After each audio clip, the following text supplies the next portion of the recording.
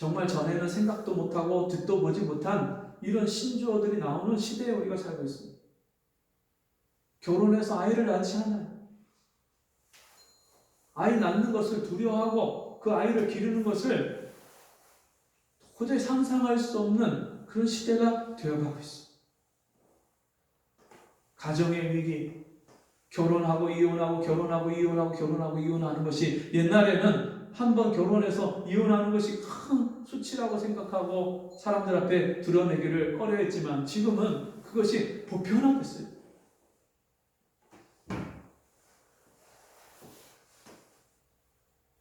아내 외에 다른 여자를 만나고 남편이 아닌 다른 남자를 만나는 일이 그것이 정상처럼 여겨지는 그런 시대에 살고 있어요. 그것이 세상에만 있는 것이 아니라 교회 안에도 들어와 있어요. 교회 안에서 성도들끼리 바람을 피고 목회자가 바람 피고 이미 이런 일이 벌어진 게 벌써 10년, 20년, 30년 됐어요. 교회가 타락할 대로 타락했어요. 병들 대로 병들었어요. 교회 성장도 이제 70년대, 80년대, 90년대에 있었던 교회 성장도 이제는 다 정체되고 교회에서 학생들, 청년들, 어린아이들을 찾아보기 어려운 시대가 됐어요. 옛날에는 남편한테 두들겨 맞아가면서도 교회에 가서 예배드리고 기도하면서 믿음을 지키고 그리고 그리스도인의 삶을 살면서 남편을 감동시켜서 그 남편까지 예수 믿게 하는 이런 간증들을 쉽게 여기저기서 들을 수 있었지만 이제는 그런 믿음의 여인들을 찾아보기가 어려웠어요. 어렵게 됐어요. 쉽고 편하게 얼마든지 교회 가면 가는 거고 안 가면 안 가는 거고 생명 걸고 목숨 걸고 하나님 앞에 기도의 시간을 사모하고 말씀 시간을 사모하고 성도들이 함께 모이는 시간을 귀히 여기고 성도들의 어려움과 형편을 남몰래 이름 없이 빛도 없이 그렇게 뒤에서 도와주고 섬기고 희생하고 사랑하고 그랬던 모습들이 다 사라지고 형식적으로 습관적으로 주일날 예배 시간에 그냥 가서 시간만 때우고 자리만 앉았다가 오고 성도들 간의 교제도 사랑도 관계도 없는 이웃집 아저씨만도 아줌마만도 못한 그런 관계로 그렇게 교회를 다니는 그런 시대가 됐어요. 그리고 지금 우리가 당하고 있는 우리가 살아가고 있는 이 지금 상황이 비상 상황이고 이머전시고 위급 상황이라는 것을 우리가 볼 줄 알고 기억해야 돼요. 옆에 정말 응급환자 숨이 할딱할딱 넘어가는 사람이 있을 때 여러분 어떻게 하시겠습니까? 내가 그 심폐소생술을 할 수 있고 인공호흡이라도 할 수 있고 배운 게 있으면 그 사람 그렇게 해서라도 살리려고 할 거 아니에요. 내가 할 수 없으면 다른 사람 지나가는 사람들 불러서 여기 이 사람 지금 죽게 됐다고 와서 도와달라고 우리가 외칠 거 아니에요. 119에 전화하고 112에 전화하고 여기 응급 환자가 있다고 신고할 거 아니에요. 그냥 죽어가는 사람이 있는데도 대평하게 그냥 멀뚱멀뚱 쳐다보고 저 사람 어디 아픈가? 아이 좀 이따 괜찮아지겠지. 그리고 그렇게 지나가는 사람을 보면 그 사람은 정신병자예요. 정신병자. 같은 사람이라면 내 생명이 소중한 것처럼 옆에 죽어가는 그 사람의 생명도 소중하다는 것을 안다면 어떻게 그 사람을 살리려고 온갖 할 수 있는 것을 다 동원해서 그 사람을 살리려고 애를 쓰지 않겠어요? 오늘날 한국 교회가 죽어가고 있어요. 오늘날 내 믿음이 죽어가고 있어. 너희가 어디서 믿음이 떨어졌는가 생각하고 돌이켜 너희 행위를 가지라.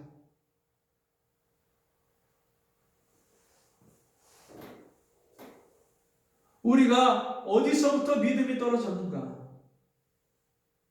교회를 몇십 년을 다녀도, 엄마 뱃속에서부터 교회를 모태신앙으로 다녔어도 지금까지 정말 하나님을 인격적으로 뜨겁게 만나서 그 하나님과 함께 살면서 내 말과 생각과 행실이 변화된 생활을 사는 삶이 없다면 그럼 그거 죽은 거예요.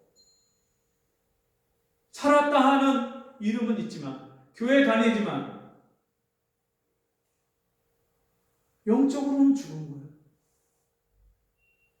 예레미야가 예루살렘의 성의 그 황폐된 그 모습, 흥적한 모습을 보고 밤에 눈물을 흘리면서 그렇게 애통하고 애곡했던 것처럼 오늘날 먼저 예수 생명 있는 사람이 예수 생명 없는 다른 사람을 위해서 눈물로 하나님 앞에 밤을 지새우고 기도해야죠. 교회를 몇 년을 다니고 몇십 년을 다녔는데도 아직까지 내가 이 그리스도의 마음, 이 세상의 좌우를 분별하지 못하고 죄의 포로가 돼서 죄가 끄는 대로 그렇게 인생을 목적도 없이 방향도 알지 못하고 방황하고 헤매이고 살아가는, 죄에 끌려다니고 마귀에게 유린당하는 그런 사람들을 오늘도 위하여서 밤을 지새우고 눈물을 흘리고 기도하는 사람들, 그 사람을 주님이 찾으시는 거예요. 내가 아직까지도 그런 시간이 없었다면 여러분 정말 내 영혼을 살려달라고 하나님께 부르시죠.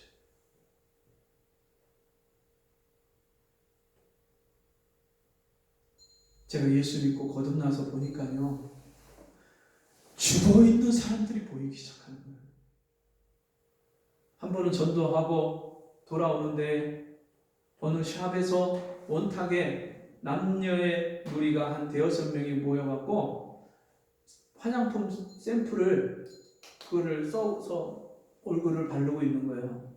메이크업을 하고 있는데 그 사람들을 이렇게 부끄러움이 쳐다보는데 주님이 제 마음에 음성을 들려주시는데, 이야, 송장에다가 화장하는 거야. 겉은 몸은 살아있는데 영혼이 죽어있는 송장이야.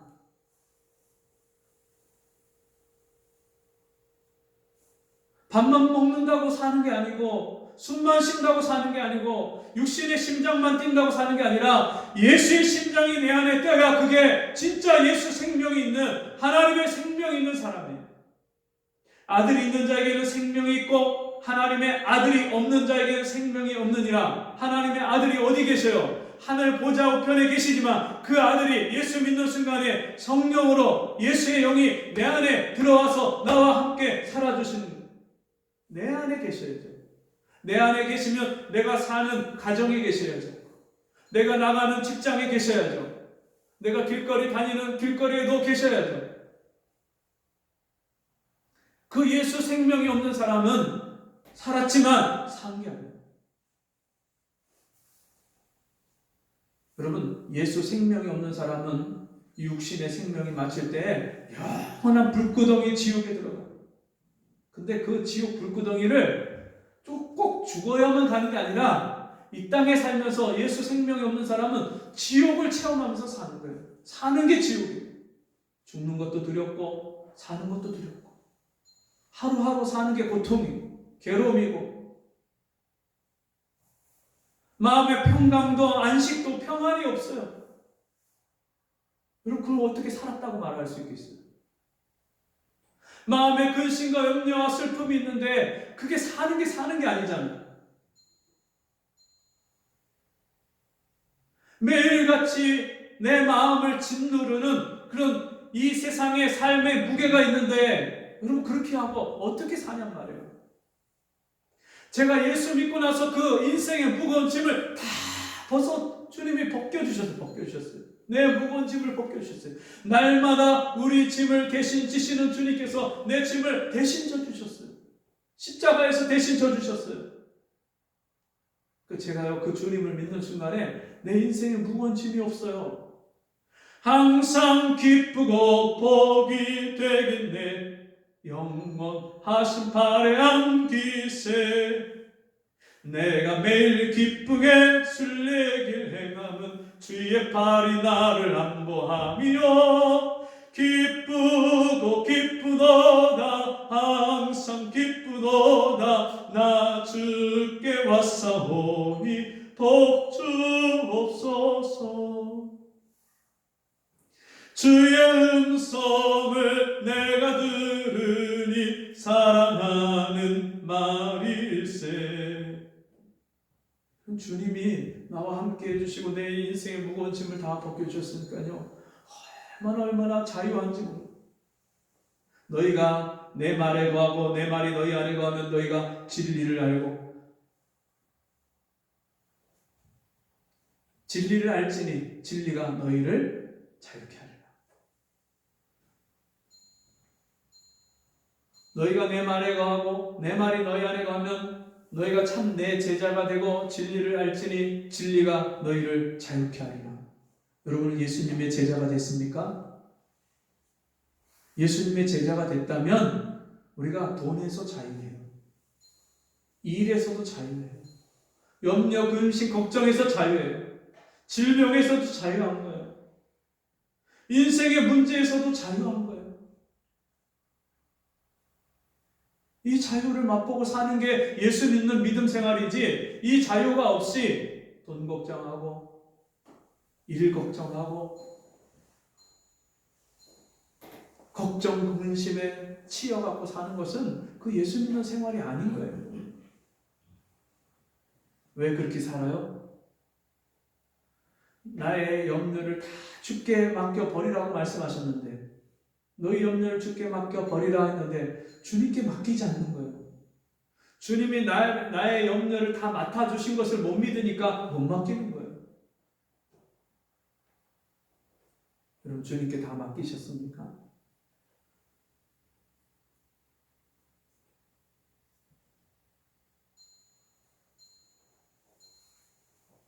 무릇 지나가는 자여,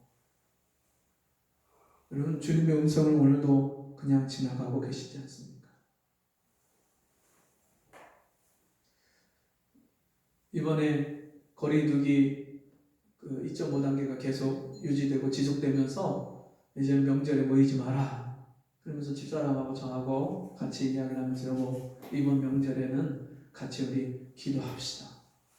사경회를 하든지 기도회를 하든지 우리 둘만 모여도 하고 누가 오면 같이 하고 3일 동안 전혀 기도합시다. 그래서 전심 기도회를 하자. 제 마음에 그렇게 결정하고 3일 동안은 먹지도 아니하고 자지도 아니하고 주님을 찾아야 되겠다. 주님께 우리를 불쌍히 여기달라고 기도해야 되겠다. 명절에 가는 사람도, 명절에 못 가는 사람도, 가정에서 부부가 싸우고 다투고 형제가, 이 세상에 어느 한 곳에 정말 평안도 없고 안식도 없고 자유도 없는 그런 삶을 사는 그런 수많은 사람들, 이미 하나님이 이 구원의 역사를 십자가에서 다 이루어 놓으셨다고 말씀하셨는데도 이 소식을 알지 못하고 깨닫지도 못하고 살아가는 사람들, 슬픔에 잠겨서 고통 가운데 있는 그런 사람들을 위해서, 또 내 영혼을 위해서, 우리 자녀들을 위해서 기도하는 시간을 가져야 됩니다.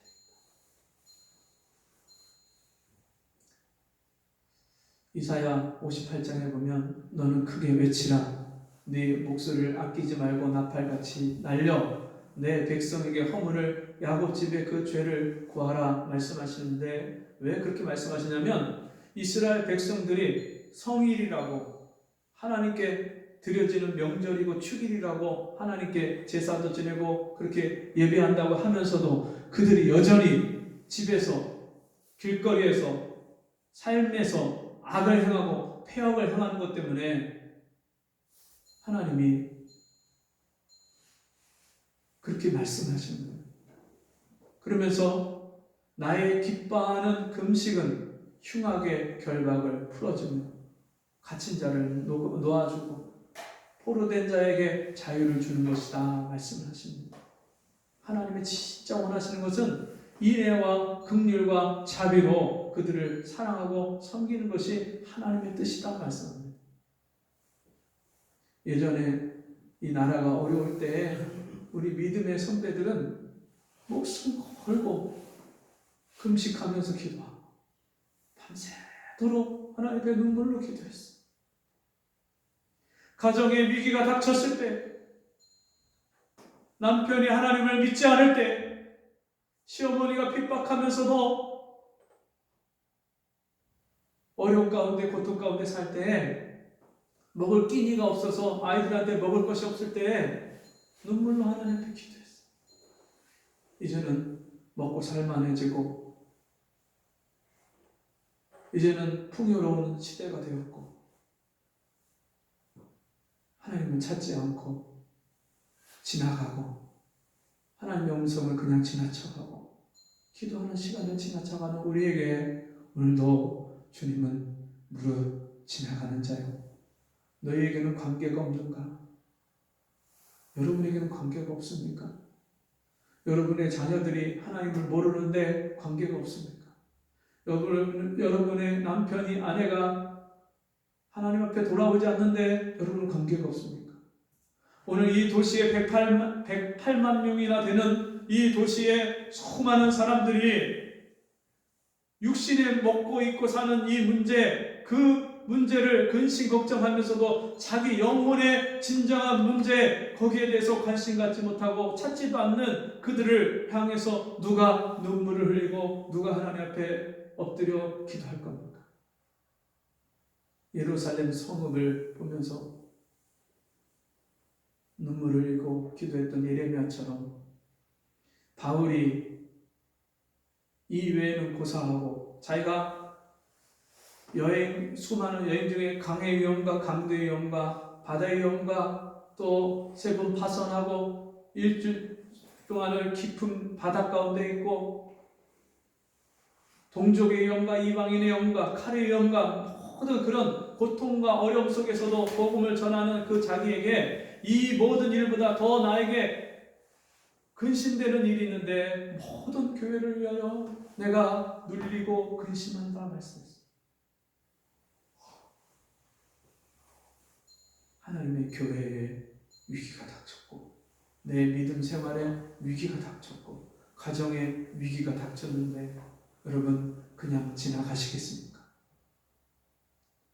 정말 제대로 한번 하나님을 부르짖고 하나님께 도와달라고 찾아보지 않겠습니까?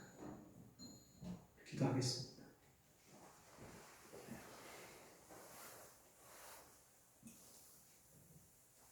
하나님 아버지, 내가 영적인 문둥병이 들어서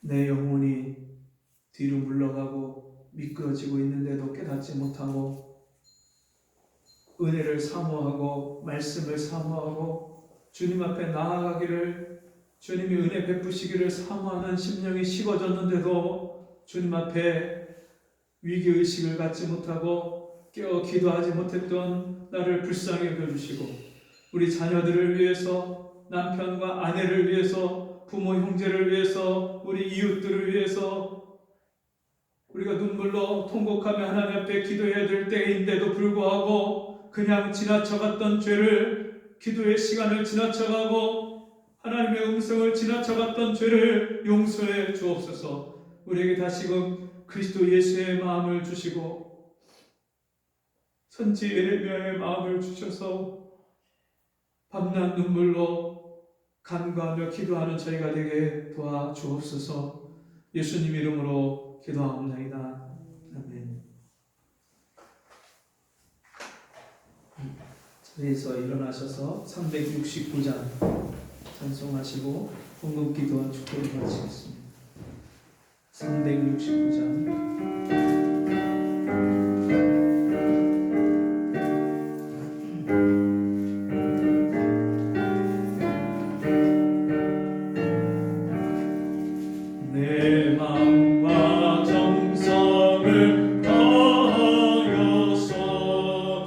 너의 하나님을 사랑하라.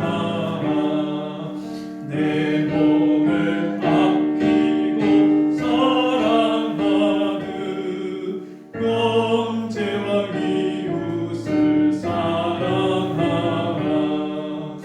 주께서 우리에게 명하시니